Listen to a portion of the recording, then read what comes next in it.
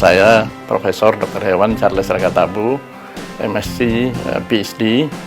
Saya guru besar di Departemen Patologi Fakultas Kedokteran Hewan UGM.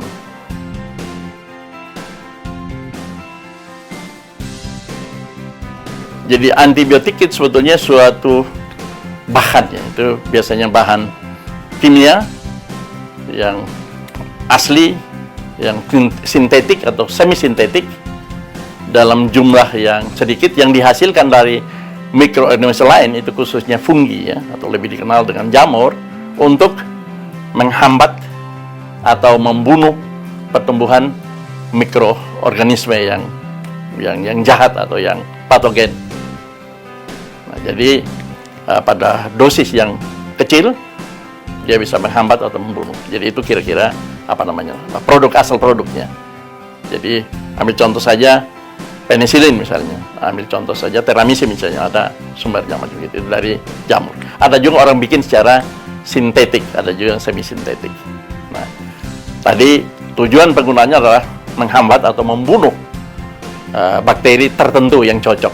Jadi tidak semua antibiotik itu ada yang kerjanya khusus, ada juga yang kerjanya umum, ada juga yang jadi ada yang artinya dari daya kerjanya ada yang bisa menghambat pertumbuhan bakteri, orang bilang bakteriostatik, ada yang bisa membunuh bakterisidal, ya. Kemudian bakteri mungkin sedikit terlalu teknis, ada bakteri gram negatif, ada bakteri gram positif, misalnya coli itu gram negatif, Clostridium itu gram positif.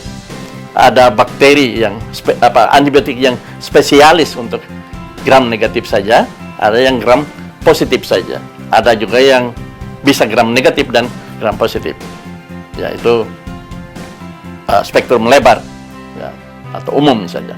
Kita ambil contoh dokter, kalau hanya sakitnya ringan-ringan saja, kita ke dokter umum saja gitu. Tapi kalau sudah sakitnya parah, ya kita ke dokter spesialis. Nah, inilah kerja dari antibiotik. Nah, antibiotik sendiri kalau kita lihat memang diproduksi. Kalau kita lihat kenapa orang takut atau kerap kali terjadi resistensi, karena produk jenis antibiotik ini sudah produk lama gitu. Karena untuk bikin riset dan menghasilkan produk yang baru macam gitu ini itu mahal sekali. Ambil contoh saja mungkin yang paling populer kelompoknya quinolone. Dulu dari yang paling pertama kali asam nalidiksat macam gitu. Kemudian keluar lagi flumaquin, kemudian keluar quinolone, kemudian fluoroquinolone, atau contoh yang paling populer sekarang enrofloxacin misalnya, atau apalagi produk-produk yang lebih baru ini sebetulnya hanya dikembangkan saja, jadi bukan baru sama sekali.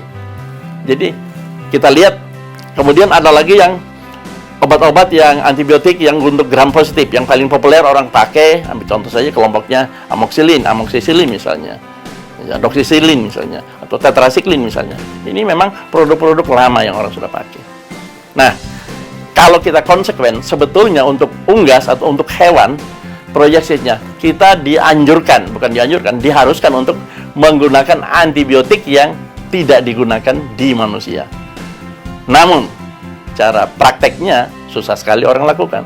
Hanya orang berusaha macam itu. Karena memang antibiotik yang merupakan drug of choice, ya, obat pilihan untuk penyakit tertentu, hampir sama dengan di manusia.